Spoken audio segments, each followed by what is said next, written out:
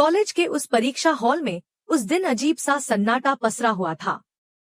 हर छात्र अपनी अपनी उत्तर पुस्तिका में डूबा था और झनक भी पूरी मेहनत और ईमानदारी से पेपर लिखने में लगी हुई थी। उसे जरा भी अंदाजा नहीं था कि उसके ठीक बगल और दूसरी ओर बैठी दो लड़कियां उसके भविष्य को तबाह करने की खौफनाक साजिश रच चुकी हैं। मिस्टी और अदिति की आंखों में जलन और नफरत साफ झलक रही थी।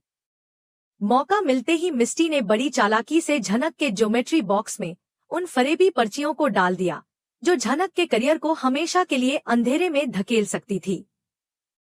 जैसे ही एग्जामिनर की नजर उस बॉक्स पर पड़ी, पूरे हॉल में सन्नाटा और भी गहरा हो गया।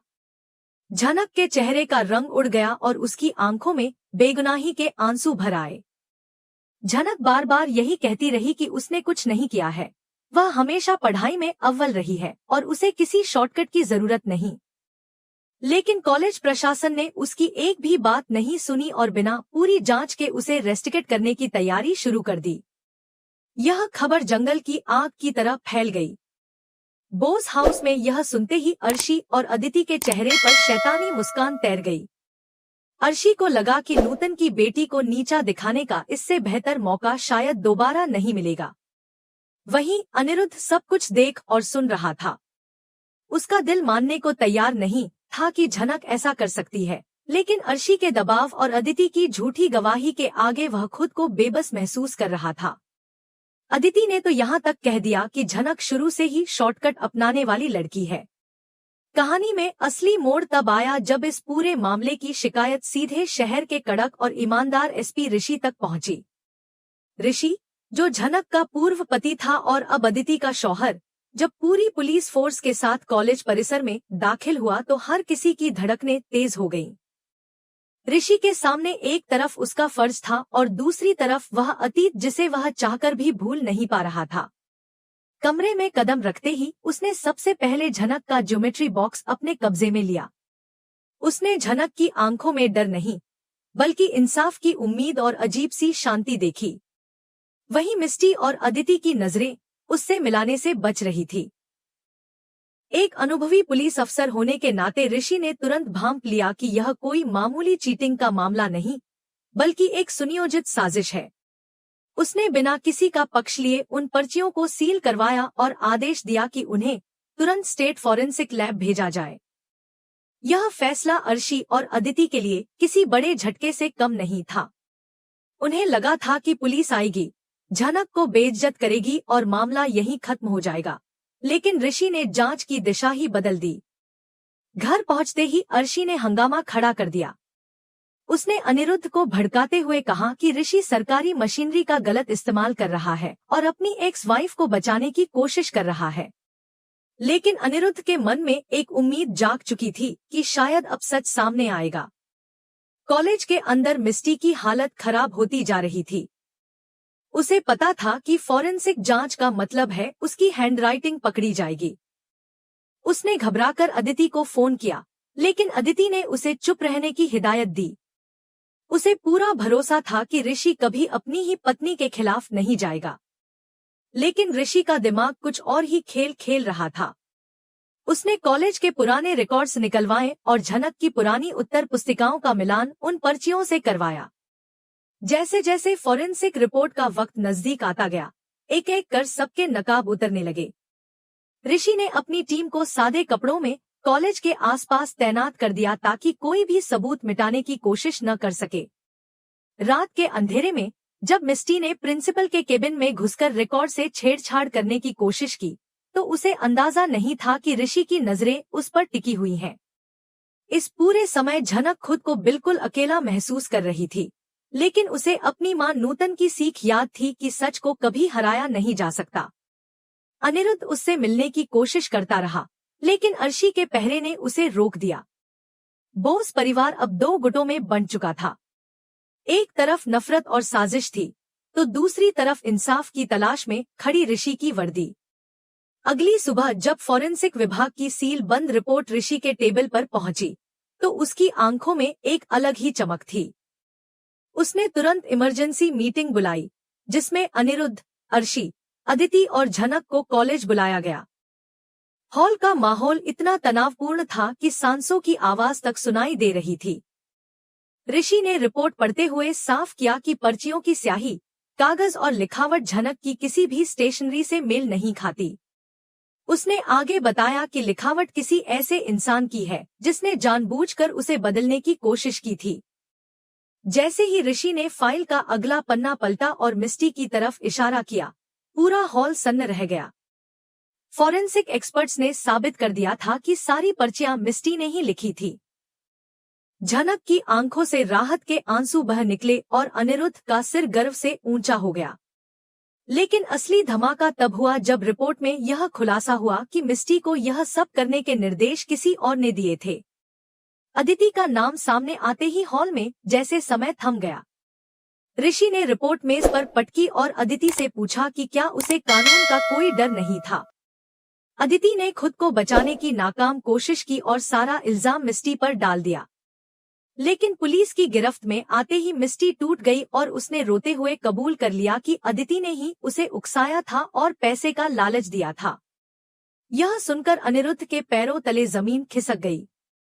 अर्शी ने हमेशा की तरह ऋषि पर हमला बोला और इसे झनक के पक्ष में रची गई साजिश बताया, लेकिन ऋषि ने अपनी रिकॉर्डिंग चला दी जिसमें अदिति की साजिश साफ सुनाई दे रही थी। अब झनक आगे आई। उसकी आंखों में डर नहीं बल्कि स्वाभिमान था। उसने साफ कहा कि नफरत की आग में इंसान यह भूल जाता है कि सच की रोशनी को बुझाना नामुमकिन है। ऋषि के लिए यह पल बेहद दर्दनाक था, क्योंकि उसे कानून के मुताबिक अपनी ही पत्नी को गिरफ्तार करना था। अनिरुद्ध ने भी साफ कह दिया कि वह कानून के रास्ते में नहीं आएगा, चाहे अपराधी उसकी बेटी ही क्यों न हो। अदिति और मिस्टी को गिरफ्तार कर लिया गया। थाने में माहौल और भी भारी हो गया। झनक बयान दर्ज कराने पहुंची, जहां ऋषि की आंखों में पछतावा था, लेकिन झनक की खामोशी ही सब कुछ कह गई। अर्शी ने मीडिया और वकीलों की मदद से नया खेल शुरू करने की कोशिश की। इसी बीच अदिति ने जेल में ड्रामा शुरू किया, लेकिन तभी एक दुकानदार के बयान से केस और मजबूत हो गया।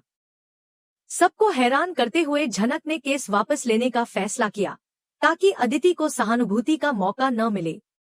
उसने शर्त रखी कि फॉरेंसिक रिपोर्ट कॉलेज के नोटिस बोर्ड पर हमेशा लगी रहेगी। बोस हाउस लौटते ही अनिरुद्ध ने अदिति और अर्शी को घर में घुसने से रोक दिया। उधर ऋषि ने अदिति से रिश्ता खत्म करने का फैसला कर लिया। झनक ने दोबारा पढ़ाई शुरू की और अपनी मेहनत से आगे बढ़ने लगी। मिस्टी, जो अब सब कुछ खो चुकी थी, आखिरी बार झनक से माफी मांगने आई। झनक ने उसे माफ तो कर दिया, लेकिन यह कहकर विदा किया कि दूसरों के लिए खोदा गया गड्ढा आखिरकार खुद की बर्बादी ही बनता है। झनक ने मिस्टी को माफ तो कर दिया, लेकिन जाते जाते उसे यह कड़वी सच्चाई जरूर समझा दी कि जो इंसान दूसरों के लिए गड्ढा खोदता है, एक दिन वही गड्ढा उसकी अपनी कब्र बन जाता है। यह बात अभी लोगों के जहन में बैठ भी नहीं पाई थी कि कहानी ने एक ऐसा खौफनाक मोड़ लिया जिसने पूरे बोस परिवार की नींव हिला दी। अनिरुद्ध को स्टोर रूम की सफाई के दौरान एक पुरानी मेडिकल फाइल हाथ लगी। फाइल के पन्ने पीले पड़ चुके थे, लेकिन उसमें छिपा सच आज भी उतना ही जिंदा था। जैसे जैसे अनिरुद्ध उन कागजों को पढ़ता गया, उसका खून खौलता चला गया। उसे पता चला कि सालों पहले नूतन की बीमारी के दौरान दी जाने वाली दवाइयों में जानबूझकर हेराफेरी की गई थी, ताकि वह कभी ठीक न हो सके। उन नकली प्रिस्क्रिप्शन पर अर्शी के जाली दस्तखत मौजूद थे। अनिरुद्ध को अब कोई शक नहीं बचा था कि अर्शी की नफरत सिर्फ झनक तक सीमित नहीं थी, बल्कि उसने एक मासूम औरत की जान लेने की साजिश रची थी। अनिरुद्ध ने बिना देर किए ऋषि को फोन किया और उसे सबूतों के साथ घर बुलाया। उसके हाथ कांप रहे थे, लेकिन उसका फैसला अडिग था। जब अर्शी कमरे में आई तो अनिरुद्ध ने वह मेडिकल फाइल उसके सामने रख दी। अर्शी का चेहरा पल भर में उतर गया। उसकी आंखों में डर साफ झलकने लगा। ऋषि ने कागजों को देखा और एक पुलिस अफसर के तौर पर उसके अंदर का इंसाफ जाग उठा।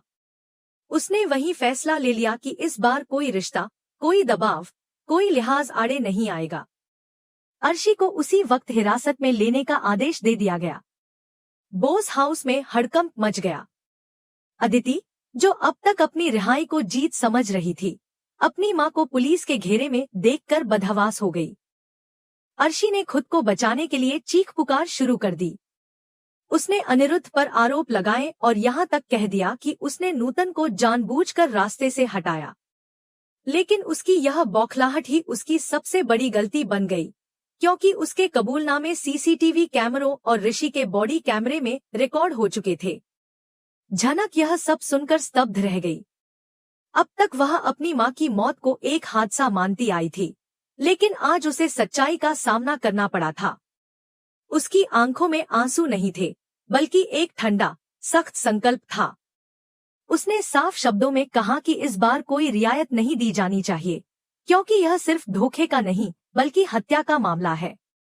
अर्शी को हथकड़ी लगाकर ले जाया गया। पड़ोसियों की छतों पर खड़े लोग उस औरत की गिरफ्तारी देख रहे थे, जो कभी इस घर की मालकिन हुआ करती थी। अनिरुद्ध मंदिर में जाकर नूतन की तस्वीर के सामने फूट फूट कर रो पड़ा। उसे एहसास हुआ कि उसने कितनी बड़ी भूल की थी। जेल पहुंचते ही अर्शी ने बीमारी का नाटक शुरू कर दिया, लेकिन ऋषि के सख्त आदेशों के कारण उसकी कोई चाल काम नहीं आई। उधर अदिति पूरी तरह अकेली पड़ चुकी थी। मां जेल में थी, पति ने तलाक का नोटिस भेज दिया था और समाज ने मुंह फेर लिया था। उसने झनक से गिड़गिड़ाकर माफी मांगने की कोशिश की, लेकिन झनक ने साफ कर दिया कि वह अपनी मां के कातिलों को कभी माफ नहीं करेगी। अगली सुबह कोर्ट में अर्शी की पेशी हुई। मीडिया से अदालत भरी हुई थी। ऋषि ने वह केमिस्ट भी पेश कर दिया, जिसने सालों पहले गलत दवाइयां सप्लाई की थी। गवाह के बयान के बाद अर्शी के बचने का कोई रास्ता नहीं बचा। अदालत ने उसे उम्रकैद की सजा सुनाई। सजा सुनते ही अदिति का मानसिक संतुलन पूरी तरह बिगड़ गया और उसे मेंटल असाइलम भेजना पड़ा। अनिरुद्ध ने कांपते हाथों से झनक का हाथ ऋषि के हाथ में सौंप दिया, जैसे वह अपनी जिंदगी की सबसे बड़ी जिम्मेदारी सौंप रहा हो। मामला यहीं खत्म नहीं हुआ। जांच के दौरान अर्शी के बैंक लॉकर से ऐसे दस्तावेज मिले, जिनसे पता चला कि उसने अनिरुद्ध के बिजनेस में भी हेराफेरी की थी और कई बेनामी संपत्तियां अपने नाम कर ली थी। वे सारी संपत्तियां जब्त कर ली गईं।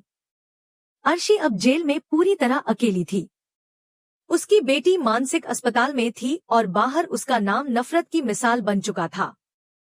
झनक ने अपनी पढ़ाई फिर से शुरू की और मेहनत के दम पर कॉलेज में सम्मान हासिल किया। मन से उसने उन सभी लड़कियों को संदेश दिया जो साजिशों के आगे हार मान लेती हैं। इसी बीच झनक और ऋषि ने सादगी से मंदिर में शादी करने का फैसला किया। अनिरुद्ध ने कन्यादान किया, लेकिन मंदिर की सीढ़ियों पर उतरते वक्त एक अजनबी ने ऋषि को एक लिफाफा थमा दिया। उसमें एक पुरानी तस्वीर थी, जिसमें नूतन के साथ ऋषि के पिता प्रताप सिंह खड़े थे। तस्वीर के पीछे लिखे शब्दों ने एक और सच उजागर कर दिया कि प्रताप सिंह नूतन की रक्षा कर रहे थे और इसी वजह से उनकी हत्या कर दी गई थी। यह रिश्ता अब सिर्फ प्यार का नहीं, बल्कि एक अधूरे कर्ज का बन चुका था। सालों बाद झनक और ऋषि अपनी बेटी के साथ उसी मंदिर में खड़े थे। उन्होंने पीछे मुड़कर देखा तो नफरत, साजिश और दर्द का अंधेरा छूट चुका था। सच्चाई जीत चुकी थी। अर्शी जेल के अंधेरे में गुमनाम मौत की ओर बढ़ रही थी, जबकि झनक का नाम सम्मान के साथ लिया जा रहा था।